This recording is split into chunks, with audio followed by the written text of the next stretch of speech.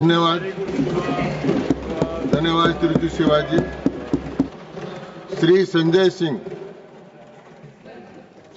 सिंह। धन्यवाद मान्यवर, आपने मुझे इस महत्वपूर्ण विषय पर अपनी बात कहने का मौका दिया। सबसे पहले मैं पहलगाम में जो निर्दोष निहत्थे लोग मारे गए, शहीद हुए, मैं उनको कहूंगा, उनको सर झुका के नमन करता हूं, श्रद्धांजलि देता हूं। ऑपरेशन सिंदूर के दौरान कश्मीर के 16 नागरिक मारे गए, जिसमें एडीसी राजकुमार थापा और 2 जुड़वा बच्चे भी मारे गए। उनको भी सर झुका के नमन करता हूं और श्रद्धांजलि देता हूं। मैं नमन करता हूं और श्रद्धांजलि देता हूं इंडियन एयरफोर्स के मेडिकल असिस्टेंट सुरेंद्र कुमार जी को, बीएसएफ के सब इंस्पेक्टर मोहम्मद इम्तियाज जी को, बीएसएफ के कांस्टेबल दीपक जी को, आर्मी के लांस नायक दिनेश कुमार जी को, सुनील कुमार जी को, मुरली नायक जी को, अली शेख जी को और पवन कुमार जी को, जिन्होंने अपनी शहादत देकर ऑपरेशन सिंदूर में अपनी वीरता और शौर्य का परिचय दिया और पाकिस्तान को मुंहतोड़ जवाब देने के लिए अपना सर्वोच्च बलिदान दिया। मान्यवर, कल से लेकर आज तक दोनों सदनों में सरकार की ओर से बहुत सारी बातें कही गई, अपना मुंह से खुद ही बखान किया गया, हमने ऐसा कर दिया, हमने वैसा कर दिया। हम भारत की सेना का, भारत के बहादुर सैनिकों का, बहादुर जवानों का बार बार नमन करेंगे, उनकी शौर्य और वीरता को बार बार प्रणाम करेंगे, लेकिन आपके नाकारेपन पर 1000 बार सवाल पूछेंगे मान्यवर, क्योंकि सवाल आपसे बनते हैं। पहलगाम में जो निर्दोष लोग बैसरन घाटी में गए थे, उनको आकर 5 खूंखार आतंकवादियों ने कैसे मार दिया? भारत की सीमा के अंदर 200 किलोमीटर वो आतंकवादी कैसे घुस गए? कहां से आपकी इंटेलिजेंस फेलियर हुई, उसके लिए कौन जवाबदेह है? और जब हम सर्वदलीय बैठक में बैठे थे, आदरणीय लीडर ऑफ अपोजिशन भी वहां पे थे, त्रुचि शिवाजी भी थे, और मान्यवर हमको बताया गया, सरकार के द्वारा बताया गया कि बैसरन घाटी में सिर्फ अमरनाथ यात्रा के 15 दिन पहले ही लोग आते हैं। ये तो पता नहीं किस गलती से होटल वालों के साथ मिलकर बैसरन घाटी को खोल दिया गया। अब इतने सारे अलग अलग दलों के नेताओं को सरकार के जिम्मेदार मंत्री, गृह मंत्री की मौजूदगी में, रक्षा मंत्री की मौजूदगी में गलत जानकारी दे रहे हैं।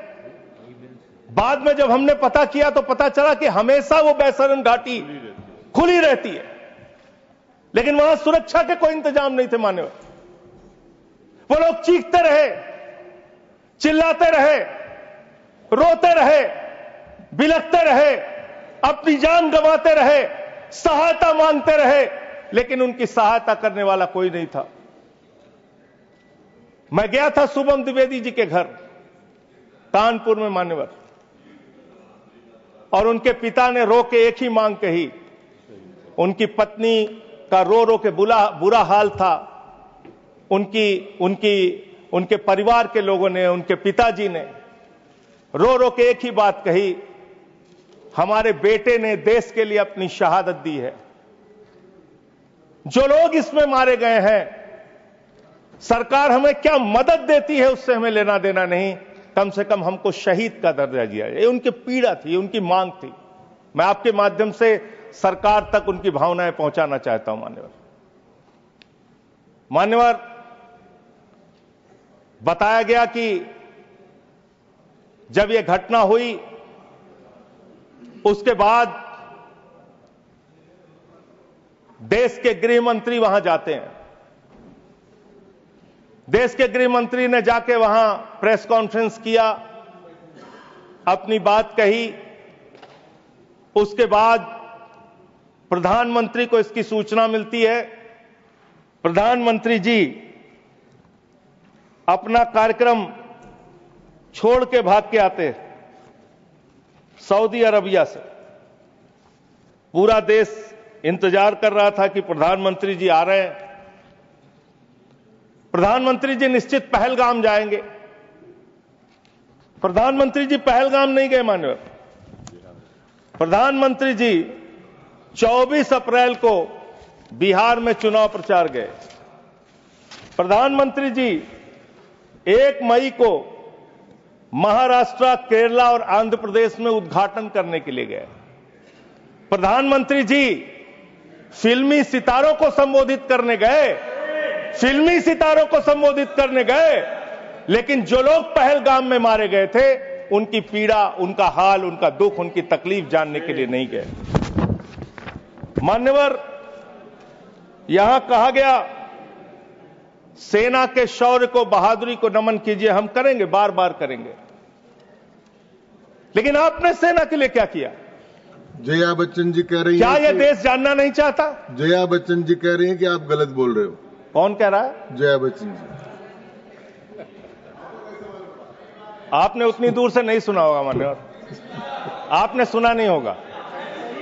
आप सुन लीजिए मान्यवर, आप सुन लीजिए, कृपया सुन लीजिए मान्यवर। तो फिल्मी सितारे जो आपने कहा ना, वो जिस तरह से आपने कहा कुछ डेरोगेटरी लगा। यही मेरा ऑब्जेक्शन।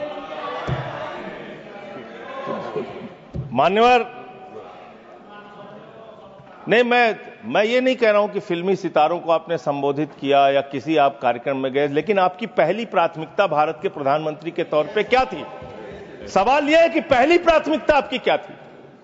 पहली प्राथमिकता थी देश में आते, बिहार का चुनाव छोड़ते, पहले आप पहलगाम जाते। पहले आप उस घटना स्थल पे जाते। हमारा सवाल यह है, अभी त्रुचि शिवाजी बहुत दुखी थे, कह रहे थे प्रधानमंत्री कहां है, सदन में क्यों नहीं आए, प्रधानमंत्री कहां है, प्रधानमंत्री कहां है? अरे शिवाजी, वो अवतार है, इंसान नहीं है। वो अवतार है, कृपया इधर भगवान देखें। है, अदृश्य। इधर देखें, अदृश्य नहीं, कल तमिलनाडु में ही थे अभी सर ये बड़े परेशान है कि प्रधानमंत्री जी सदन में नहीं आए। प्रधानमंत्री जी अवतार हैं, वो अदृश्य रह के भी कहीं मौजूद हो सकते हैं। उनको आना नहीं होता शारीरिक रूप से, वो प्रकट हो जाते हैं, प्रकट हो जाते हैं। नॉन बायोलॉजिकल है सर वो। तो इसलिए प्रधानमंत्री कभी नहीं आते ऐसे मसलों पे। 18 घंटे काम करते हैं प्रधानमंत्री, लेकिन इतने गंभीर विषय पे दोनों सदनों के अंदर चर्चा हो रही है। 18 घंटे काम करने वाला प्रधानमंत्री 2 घंटे भी दोनों सदनों में क्यों नहीं है? यह सवाल हम लोग पूछना चाहते हैं। आपको इसका महत्व नहीं नजर आता? आपको कह रहे हैं आपकी बात सुनने के लिए नहीं आना चाहते, राजनाथ सिंह की बात सुनने आ जाते। ये लोग भी बकवास करते हैं।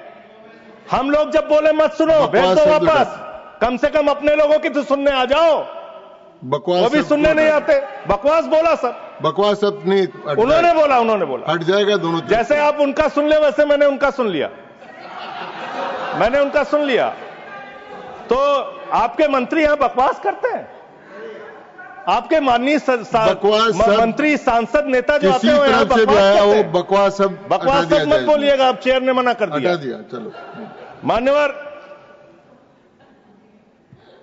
ये सेना के सम्मान की बात हो रही है। आपने कितना सेना का सम्मान किया?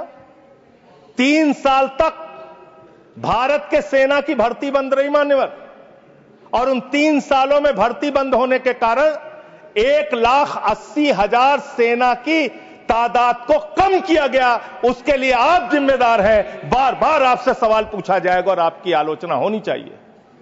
आपने भारत की सेना में भर्ती होना, वो चाहे उत्तर प्रदेश का नौजवान हो, चाहे बिहार का, चाहे हरियाणा का, चाहे राजस्थान का, चाहे हिंदुस्तान के किसी कोने का हो, उसके लिए गौरव और सम्मान की बात होती थी।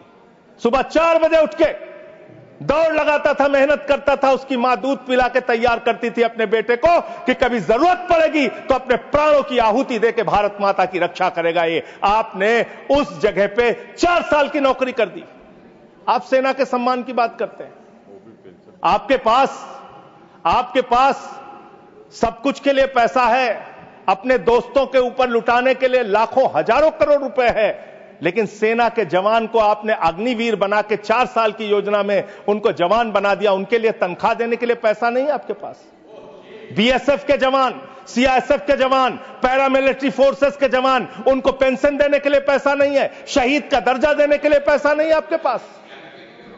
आपके पास सीआरपीएफ के जवान, उनको पैरामिलिट्री फोर्सेस को आपको पेंशन देने और शहीद का दर्जा देने का पैसा नहीं है। आप सेना के सम्मान की बात करते हैं। आप सेना के सम्मान की बात करते हैं।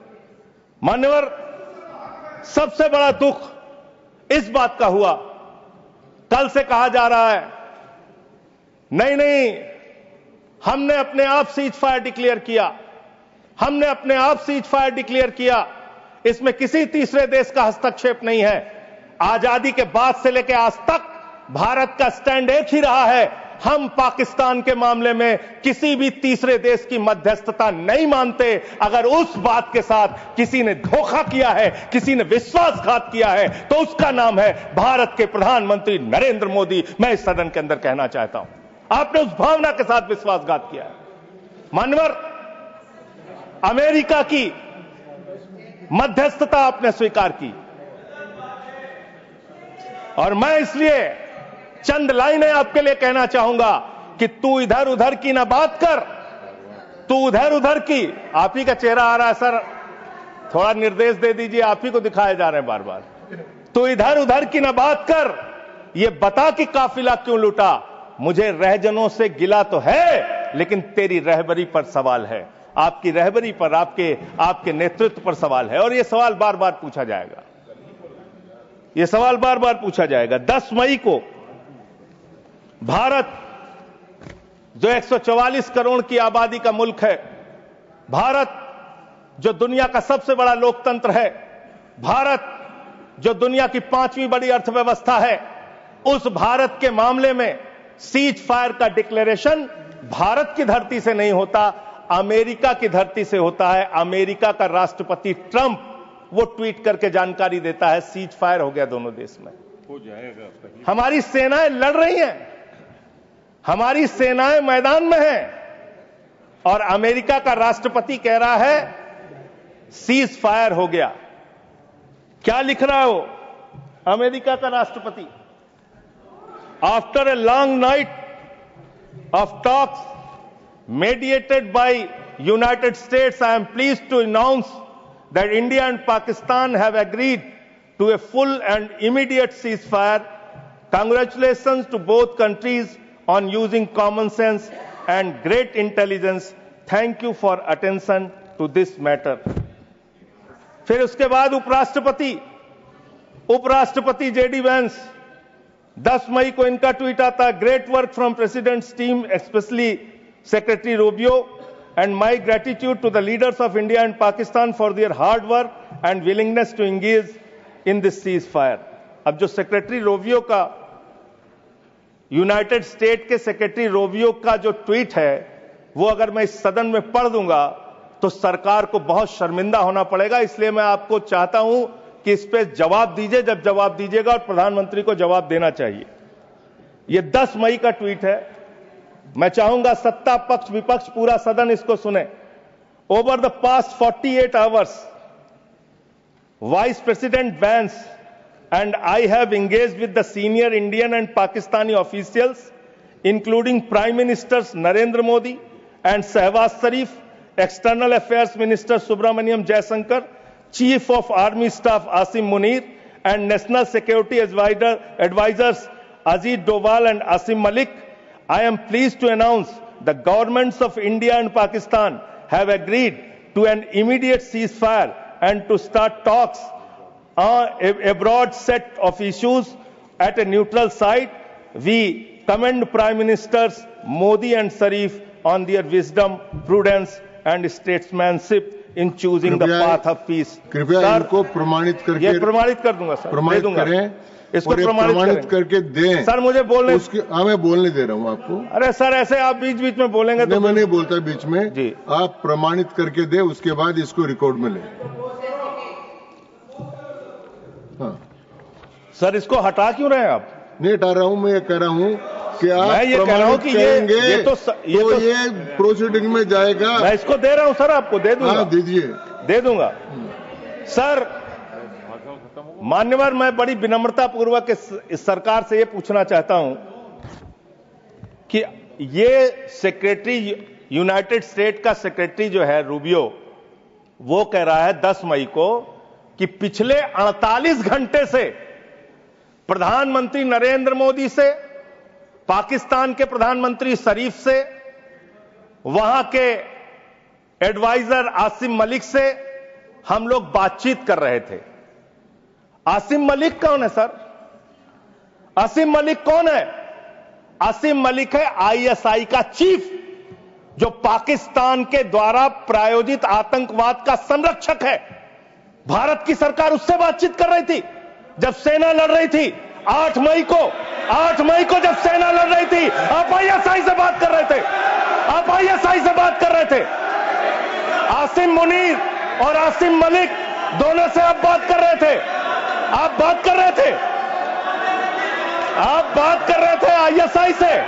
हमारी सेना लड़ रही थी, आप आईएसआई से बात कर रहे थे। एक मिनट, आप शरीफ से बात कर रहे थे। क्या पॉइंट ऑफ पाकिस्तान ऑर्डर से है? बात कर रहे थे। एक point of order, point of, हाँ बाबू, एक माननीय सभापति महोदय, निवेदन है, रूल सर, रूल आपके माध्यम से माननीय संजय सिंह जी को निवेदन कर रहा हूं। एक बार वो ट्वीट को जिसको ऑथेंटिकेट करने की बात कर रहे थे, मैंने उनको वो वापस पढ़ें और पढ़ करके हिंदी में, या तो मैं तो गांव का आदमी हूं, अंग्रेजी समझता नहीं, समझा दें कि इसमें कहां इंटरप्रिटेशन है कि भारत सरकार बात कर रही थी उससे। वैसे पढ़ देता हूं। अपने कन्वीनियंस से इंटरप्रेट क्यों कर रहे हैं साहब? फिर से पढ़ देता हूं सर। मैं मंत्री जी की मांग का समर्थन करता हूं। भाई मैं मंत्री जी की मांग का समर्थन करता हूं। मैं फिर से पढ़ रहा हूं। ये 10 मई का ट्वीट है। मैं मंत्री जी की मांग का समर्थन करते हुए फिर से पढ़ रहा हूं। देखिए, नियमों में over the past 48 Sanjay hours, Singh ji सुनिए, नियमों में बहुत स्पष्ट प्रावधान है कि हम किसी भी विदेशी राष्ट्रपति का, विदेश मंत्री का, किसी मंत्री का हम उल्लेख नहीं करेंगे। क्यों? लेकिन यहाँ किसका उल्लेख नहीं हुआ सर? लेकिन मैंने आपको, एक मिनट, आप चेयरमैन की रूलिंग है, सब सारी चीजों पे हम बोल सकते हैं मेरी सर। बात तो सुनिए, और हम क्रिटिसाइज तो कर नहीं मेरी रहे। बात सुनिए प्लीज। हमें जानकारी दे रहे हैं सदन को। मैंने आपको कह दिया कि आप ऑथेंटिकेट करके इसको दे दीजिए। नहीं, वो हिंदी में चाह रहे हैं सर। चलिए, वो हिंदी में चाह रहे हैं और मैं पढ़ दे रहा हूं सर इसको। आप अंग्रेजी में दे दो। हाँ, नहीं हिंदी में ही चाह रहा हूं, हिंदी में। ओवर द पास्ट 48 आवर्स, पिछले 48 घंटे में उपराष्ट्रपति Vance and I have engaged with senior Indian and Pakistani officials. तो इसमें प्रधानमंत्री मैं और सुन तो, अरे सुनिए तो भाई, नाम सुनिए सर, नाम सुनिए। Officials including prime ministers Narendra Modi and Shahbaz Sharif, external affairs minister Subrahmanyam Jaishankar, chief of army staff Asim Munir and national security advisers Ajit Doval and Asim Malik. Asim Malik ISI का प्रमुख है। आसिम मलिक आईएसआई का प्रमुख है। आपकी सरकार आसिम मलिक से कैसे बात कर रही थी? जो आतंकवाद को जन्म देते हैं, आप उनसे बात करते हैं?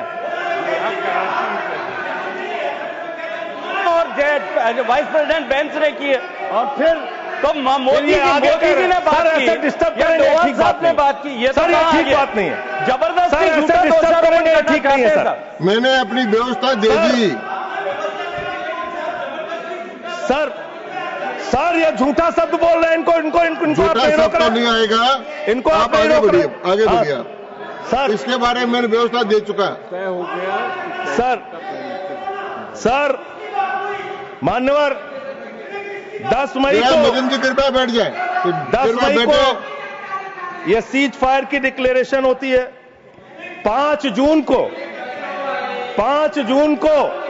कृपया अरे बैठ सुन जाए। लीजिए यार सर, मैंने जजमेंट इसमें दे दिया व्यवस्था, कृपया बैठ जाए। 5 जून को पाकिस्तान को संयुक्त राष्ट्र संघ की एंटी टेररिस्ट कमेटी जो है उसका वाइस प्रेसिडेंट बनाया जाता है। हम जानते हैं इसमें अमेरिका की ही चलती है, अमेरिका के कहने पे बनाया। पाकिस्तान एंटी टेररिस्ट कमेटी का वाइस प्रेसिडेंट बन रहा है। वो पाकिस्तान जिसने 10 साल तक ओसामा बिन लादेन को अपने घर में छिपा के रखा, वो पाकिस्तान जहां मसूद अजहर है, वो पाकिस्तान जहां हाफिज सईद है, वो पाकिस्तान जिसने ताज पे हमला किया मुंबई में, वो पाकिस्तान जिसने संसद पे हमला किया, वो पाकिस्तान जिसने अक्षरधाम किया, वो पाकिस्तान जिसने उड़ी किया, वो पाकिस्तान जिसने पुलवामा किया, वो पाकिस्तान जिसने लाल किले पे हमला किया, वो पाकिस्तान जो हिंदुस्तान में आतंकवाद फैलाता है, पहलगाम की घटना को अंजाम देता है। आप कह रहे हैं वो पाकिस्तान आपसे गिड़गिड़ाया, आप मान गए। अरे मान्यवर, वो हमारी बहनें भी तो गिड़गिड़ा रही थी, वो आतंकवादी तो नहीं माने, आप कैसे मान गए? वो बहनें भी तो गिड़गिड़ा रही थी मान्यवर, वो भी तो कह रही थी आतंकवादियों के सामने कि मत मारो मेरे पति को, मत मारो, लेकिन मारा उन्होंने।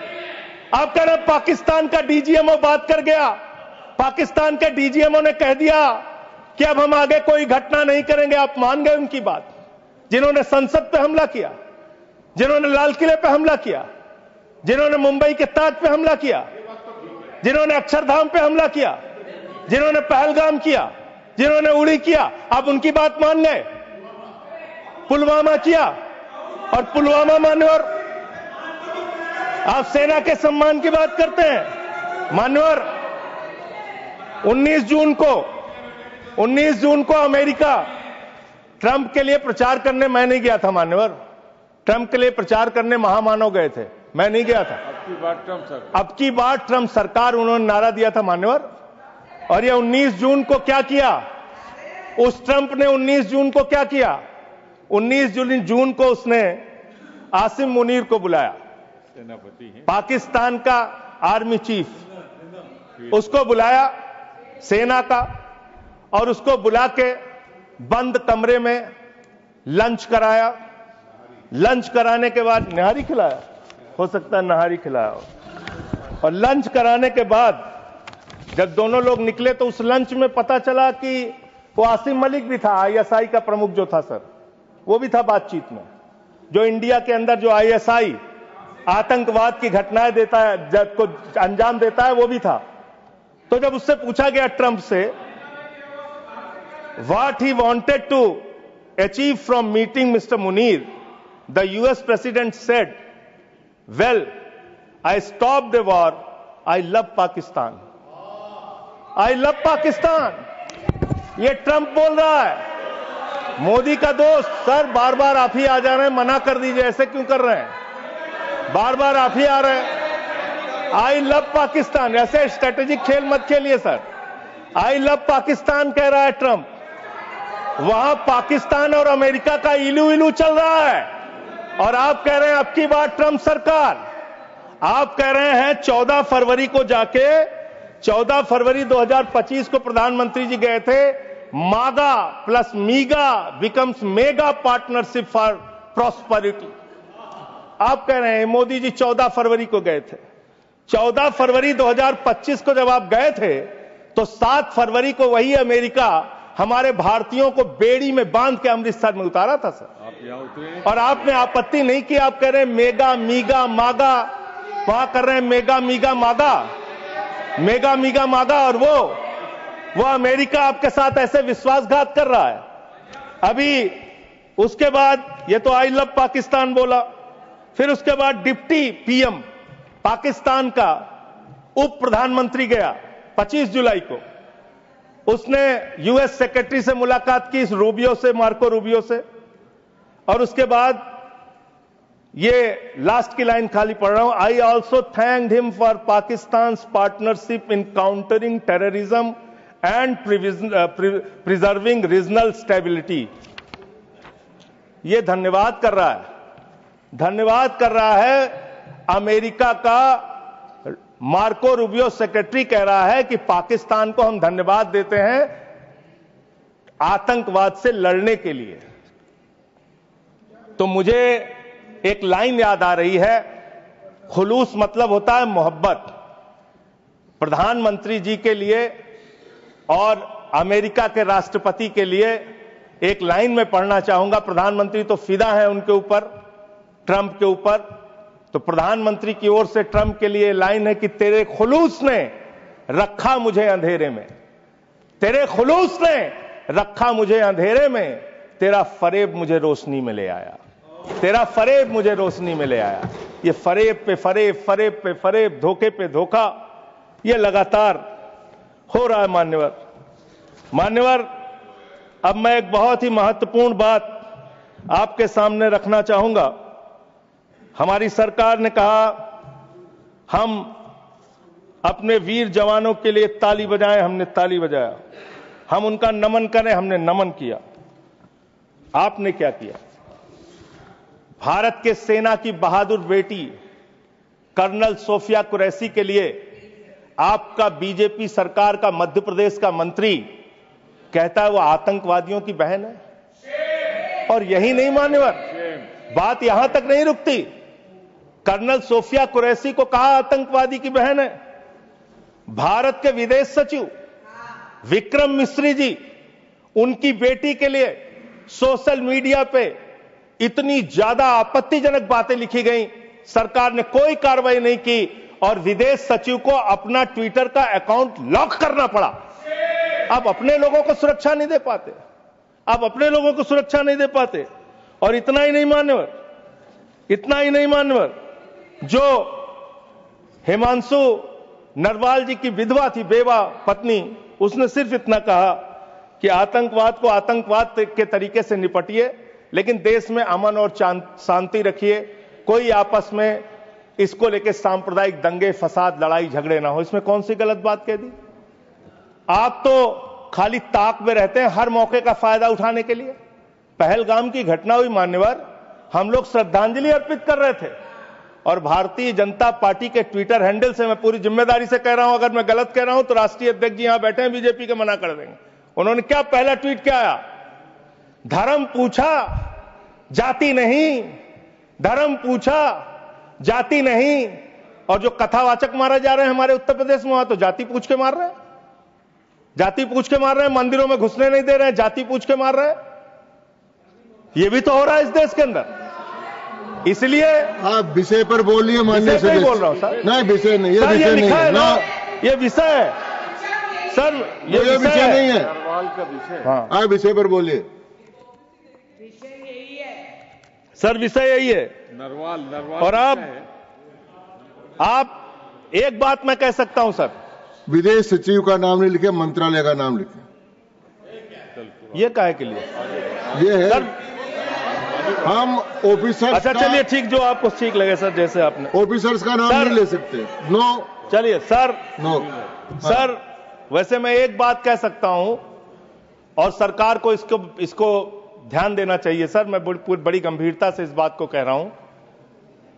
आप गोदी मीडिया से अपनी चाटुकारिता दिन रात करवाना चाहते हैं, करवाइए, कोई हमें दिक्कत नहीं है, वो लोग करेंगे ही। लेकिन जब युद्ध का समय है, लड़ाई का वक्त है, इतने गंभीर समय में है, ऐसे समय में आप ऐसे समय में झूठी खबरें वहां पे चलवा रहे हैं, झूठी खबरें चलवा रहे हैं। लाहौर में घुस गए, इस्लामाबाद में घुस गए, यहां कराची में कब्जा हो गया, रावलपिंडी में कब्जा हो गया। अरे भाई, ऐसे वक्त में हमारी सेनाएं लड़ रही होती हैं, उनको सही जानकारी सारी चीजों की होती है, परिस्थितियों का। आप उनके जीवन को संकट में डाल रहे हैं। कौन कहां लड़ रहा है, किस पोजीशन पे है, आप दुनिया भर की जो भी मन हो रहा खबरें चलाए जा रहे हैं मीडिया पे, तो इस पर भी रोक लगनी चाहिए। तीसरी बात, यहां पे चाइना की भी बात हुई। चाइना ने पूरी तरीके से पाकिस्तान का साथ दिया, पूरी तरीके से मिसाइल दिया, लड़ाई में हर तरीके से उनका साथ दिया, हर तरीके से पाकिस्तान का साथ देने का काम चीन ने किया। हर तरीके से पाकिस्तान का साथ देने का काम अमेरिका ने किया। और आप क्या कर रहे हैं चीन के साथ? मैंने कल देखा, मैंने सोचा मान्यवर कि चलिए इसी को देखते हैं। गलवान घाटी में जब हमारे जवान शहीद हुए, उसके बाद हमने चीन से अपने कैसे रिश्ते किए, आपने क्या किया, यह पूरे देश को जानना चाहिए और खास तौर से आपके समर्थकों को। 2020 के घटना के बाद गलवान घाटी में जब हमारे जवान शहीद हुए, उसके बाद आपने 4,83,033 करोड़ रुपए का आयात चीन से किया। 2021-22 में आपने 7,10,148 करोड़ रुपए का व्यापार चीन से किया, आयात चीन से किया। 2022-23 में 8,03,533 करोड़ का आयात चीन से किया। 2023-24 में 8,38,442 करोड़ रुपए का आयात चीन से किया। 2024-25 में 9,41,718 करोड़ रुपए का आयात चीन से किया।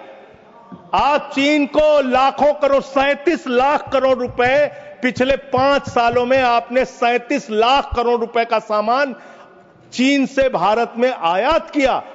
आप चीन को रुपया पे रुपया लाखों करोड़ कमा रहे हैं। माननीय सदस्य, आप हर एक चीज में रोकेंगे सर। इसमें मैं तो ये आंकड़ा बिल्कुल ये रिलेवेंट नहीं है। आप ये बोलिए। रिलेवेंट है, मैं बता रहा हूं सर मैं बता रहा हूं सर, इसको लीजिए आप। सर ये एम्बेसी ऑफ इंडिया बीजिंग, ये एम्बेसी ऑफ इंडिया भारत की एम्बेसी का ये डाटा है और वेबसाइट पे आप जा सकते हैं, चेक करा सकते हैं। ये वहां से मिला डाटा। ये 37 लाख करोड़ रुपए का आपने उनको व्यापार दिया, उनसे वहां से सामान आयात कर रहे हैं। आप चीन को लाखों करोड़ रुपए का व्यापार दे रहे हैं और चीन पाकिस्तान को मिसाइल दे रहा है। ये आपका समझौता है, ये आपका समझौता है। आप उस चीन के राष्ट्रपति को झूला झुलाते हैं और ये हमारे साथ चीन कर रहा है, ये हमारे साथ चीन कर रहा है। ये इस देश को जानना जरूरी है। पाकिस्तान को कर्जा मिलता है IMF से, वर्ल्ड बैंक से, और ये कर्जा मिलता है लगभग 3 लाख करोड़ रुपए का कर्जा उनका सैंक्शन हो चुका है, मिल जाएगा। और काफी विरोध भी किया सरकार ने, लेकिन माने नहीं वो लोग, माने नहीं। लड़ाई के समय में उनका कर्जा सैंक्शन हो रहा है और वो पैसा कहां लगेगा? आतंकवाद को बढ़ावा देने में, आतंकवाद को फैलाने में। और अंत में बस मैं सिर्फ एक रिपोर्ट पढ़ के अपनी बात को खत्म करूंगा। हिंदुस्तान में आतंकवाद बढ़ कैसे रहा है, सोर्स पहले ही बता देता हूं। क्वेश्चन नंबर 2802 लोकसभा, दिनांक 18 मार्च 2025। भारत की सरकार का जवाब है, मेरा जवाब नहीं है। इस क्वेश्चन में पूछा गया गृह मंत्रालय से कि हिंदुस्तान में कितने ड्रग्स पिछले 5 साल में पकड़े गए। इसका तो क्या संबंध है इस चर्चा से? सर अब आप इसको भी नहीं मानेंगे, सर अब आप इसको भी नहीं मानेंगे। इस चर्चा से मतलब ये जो ऑथेंटिक डॉक्यूमेंट है इसको भी आप मानेंगे नहीं? डॉक्यूमेंट का नहीं है, जिस विषय पर तो मुझे आप कंटिन्यू कर चर्चा, मैं समझा रहा हूं सर। संबंध नहीं है सर। ये ड्रग्स का पैसा आतंकवाद में लग रहा है, ये ड्रग्स का पैसा आतंकवाद में लग रहा है। मैं नहीं कह रहा हूं, सरकार कह रही है। ये तो सुन लीजिए, सरकार कह रही है सर, मैं नहीं कह रहा हूं। पूरी बात ही आप नहीं सुनते सर। सर पूछा गया पिछले 5 साल में कहां कहां कितना मिला, तो बताया कि एक अडानी का पोर्ट है मुंड्रा में, वहां 260 करोड़ रुपए की ड्रग्स पकड़ी गई। फिर बताया अडानी का पोर्ट, ये तारीख है 26 मई 2022। फिर एक अडानी के पोर्ट पे ही 11/7/2 बता रहा हूं संबंध भैया। अगर नहीं संबंध बताऊंगा तो मुझे मेरी राज्यसभा से सदस्यता खत्म कर देना। मैं कह रहा हूं आप इधर ही करो जी, उधर किस लिए कर रहे हो? हाँ, तो ऐसे टिक्का टिप्पणी ना करें। अडानी पोर्ट पर हीरोइन पकड़ी गई 150 करोड़ रुपए। तो अडानी ने पकड़ा ही ना। अरे सुन तो लीजिए सर, सुन ले। काहे अडानी का नाम सुन के काहे ऐसे विचलित हो जाते हैं सब लोग? अडानी का नाम सुन के क्यों ऐसे विचलित हो जाते हैं अडानी का नाम सुन के सर? और ये जो पकड़ा गया तो जिसमें जो लोग गिरफ्तार हुए, इसका भारत की सरकार ने अपोज किया, करना भी चाहिए। एनआईए ने किया, संजय सिंह ने नहीं किया, एनआईए ने, करना चाहिए, किया इन्होंने। और जब विरोध किया तो एएसजी महोदय ने सुप्रीम कोर्ट में कहा, एनआईए ने सुप्रीम कोर्ट में कहा, अडानी के पोर्ट से 21,000 करोड़ रुपए की ड्रग्स पकड़ी गई है जो आतंकवाद में लगती है। यह है सर, यह सारा पेपर मैं आपको दे रहा हूं। इस देश के अंदर पाकिस्तान से, अफगानिस्तान से हजारों करोड़ का ड्रग्स आएगा और इसी देश में आतंकवाद फैलाया जाएगा, अडानी के पोर्ट पर पकड़ा जाएगा। अडानी कौन है? भारत के प्रधानमंत्री का सबसे करीबी व्यक्ति है। यह सवाल देश पूछना चाहता है, आप क्या करा रहे हैं देश के अंदर? इन ड्रग्स वाले मामले में जो पकड़े गए हैं, इस पर क्या कार्रवाई हुई है, जानना चाहता है देश। समाप्त हुआ माननीय सदस्य। मान्यवर, अभी बहुत समय है सर, 35 मिनट समय है। 35 मान्यवर, 35 मिनट समय। मान्यवर, मैं अंत में एक ही बात कहना चाहता हूं। आपने कहा कि इस मामले में राजनीति नहीं होनी चाहिए। राजनीति करता कौन है? हर मामले में आप राजनीति करते हैं, हर मामले में आप राजनीति करते हैं, हमेशा विपक्ष को ब्लेम करते हैं, विपक्ष को देशद्रोही कहते हैं, विपक्ष को गद्दार कहते हैं। आप पूरी दुनिया में घूमते हैं, एक देश आपके समर्थन में नहीं आता, एक भी देश आपके पक्ष में खड़ा नहीं होता, लेकिन जब आपको जरूरत होती है आप कहते हैं विपक्ष के लोगों पूरी दुनिया में जाओ और भारत के पक्ष में बोल के आओ। गए विपक्ष के लोग, हमारी भी पार्टी के 2 सांसद गए और हम सरकार का पक्ष दुनिया में रख कर आए। जब भी देश पे संकट होगा हम आपके साथ खड़े हैं, लेकिन लोगों को बांटने का काम, अपमानित करने का काम और रोज रोज इस तरीके से गद्दार कहने का काम बंद कीजिए। बहुत बहुत धन्यवाद। धन्यवाद। Shri येरम Venkat Subba Reddy. Shri येरम Venkat Subba Reddy. Yes, sir. Thank you, Vice Chairman, sir, for giving me this opportunity to explain.